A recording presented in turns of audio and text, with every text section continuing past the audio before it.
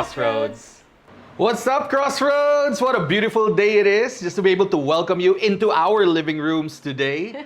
So, again, with you today, yours truly, I'm Pastor Mond, and here with me is my wife, Leigh. And it is our pleasure, our privilege, just to be able to bring you into our house so that we can have some cool conversations today with you.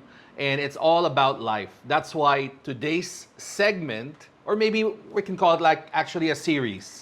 The series of what we're going to be starting today is called Life at the Crossroads. So what about it, Miss Leigh? What's going to be happening and what can they expect for the next few weeks? Yeah, so we actually thought about talking about life at the crossroads. You know why? Because in particular, Crossroads is really a community for the young adults that's connected to new life. And so if you're a young adult, you're young at heart, you're welcome to join this community. And you know, ang nangyayari talaga sa life ng young adult, diba? Sobrang dami. They always find themselves in the middle of life's crossroads. That's right.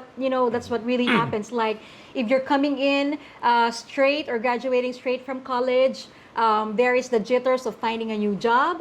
And then also you'd be thinking about doing the first interview, or if you feel like you're called to entrepreneurship, starting your own business. And then syempre yung pinaka-exciting and importante, okay, syempre bias tayo dito, is that also, as a young adult, this is a time where you find the love of your life. Yes. Diba? So relationships. That's so very important in the life of a young adult. But it doesn't end there, right? Well, from somebody who's single, coming into a relationship, the dating, the process, being into marriage, maybe having your first kid, second, third, fourth, fifth, in our case, hanggang doon na lang yun, di ba? Ganun yung buhay ng young adult. So, in this segment, okay, whether you're listening in from YouTube or Spotify or Facebook, whatever it is, you're always welcome to comment and engage and ask questions along these lines with us. That's right. Yeah, so today we are, in this pilot episode, we're actually going to be talking to you about being single. Yeah, the very start of the journey. And maybe you can start, by discussing something about that. Yeah, definitely. I wanna kick it off by simply saying today, first and foremost, being single is not a curse.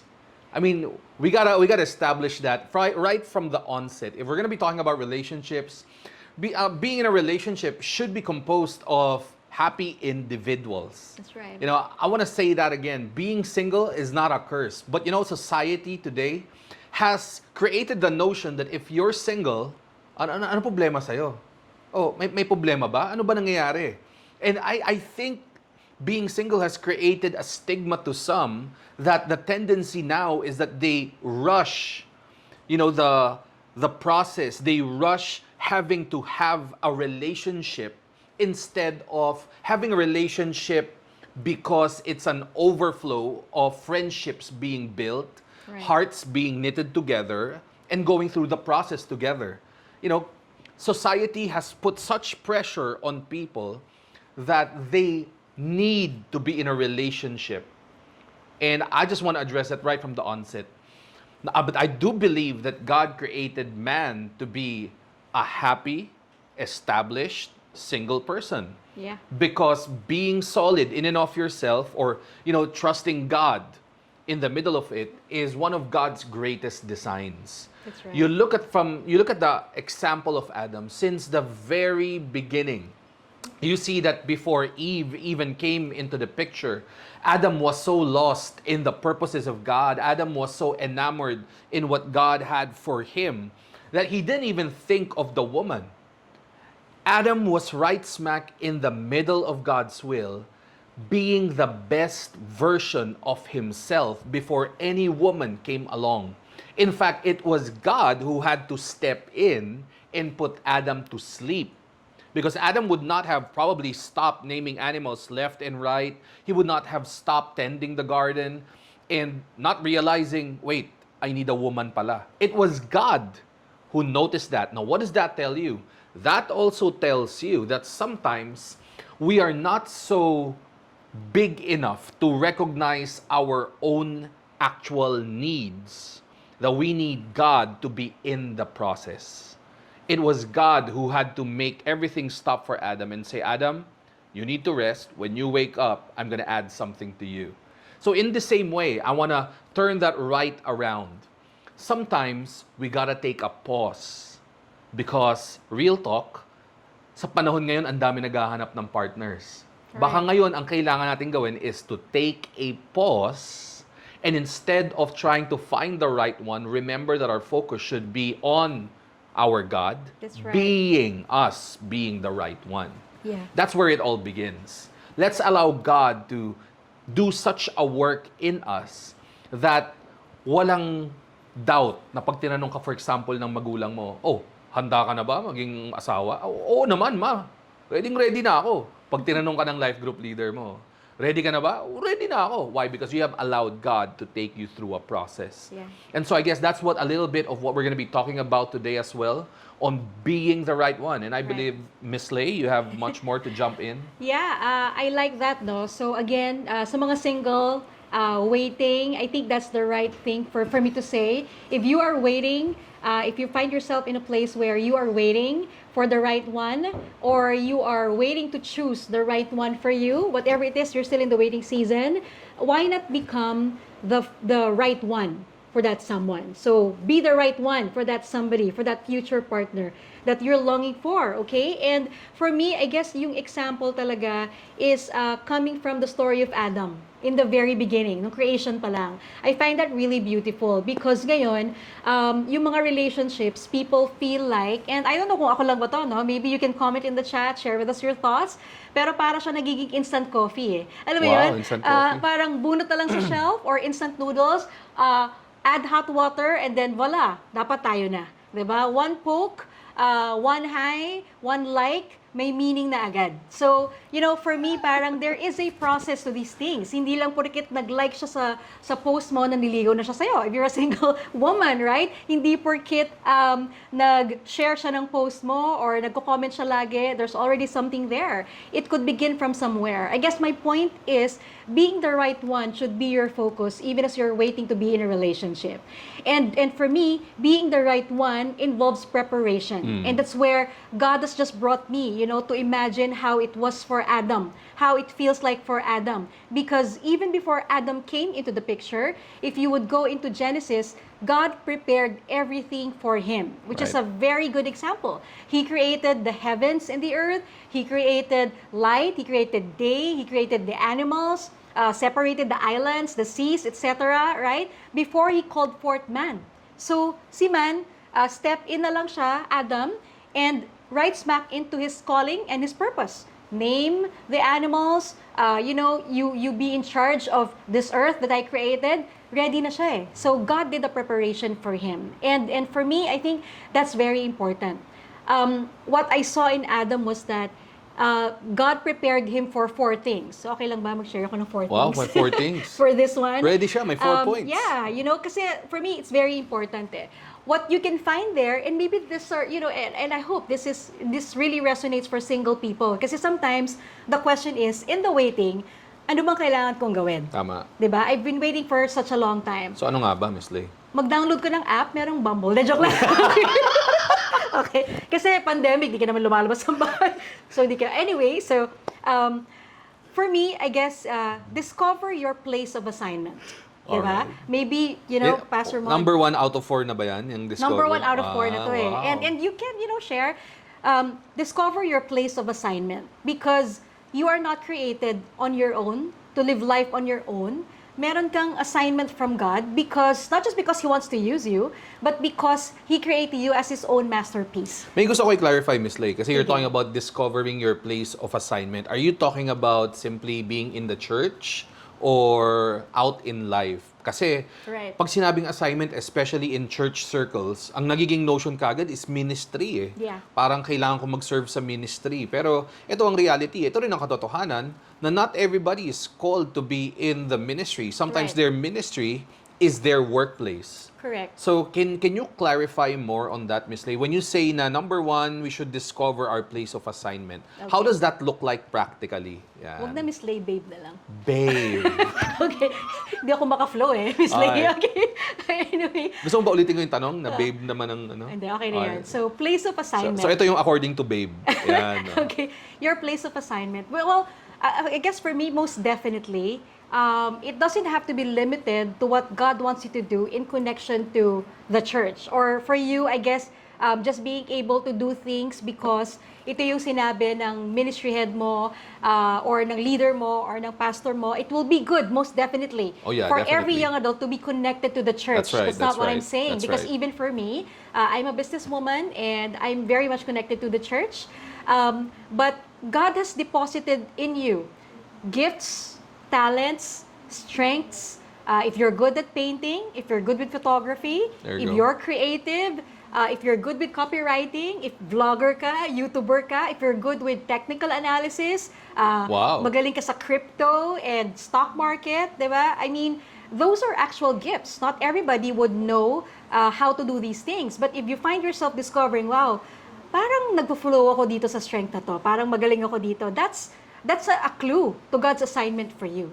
So you can be better at that. So with Adam, it just so happened that he was the very first person that God created. So Adam, CEO ka ng earth. Yun. Diba? I mean, CEO siya ng earth kasi he ended up, having to name animals and direct fields or whatever.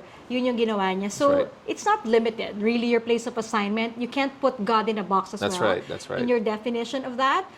Let me say this, which is my second point in establishing yourself, in being the right one, is finding your purpose. So there is your place of assignment, but at the same time, you also have a purpose. So maybe ikaw naman mag-expound dun sa purpose. Wow. Ang ganda nun, di ba? 4 points niya, pero kayo mag-explain. Yes, syempre, marami kang alam, di ba? Alright, so ano yung second point mo, Miss Leigh? Well, purpose. Purpose. Diba? Maybe you can talk about purpose, how There. we can help them as a Alright. single person find their purpose in life. Well, I do believe that your purpose always will be connected to the one who created you, and that's God. And if you want to know your purpose, you got to go back to who it is that God that fashioned you to be the way that you are, and that's God.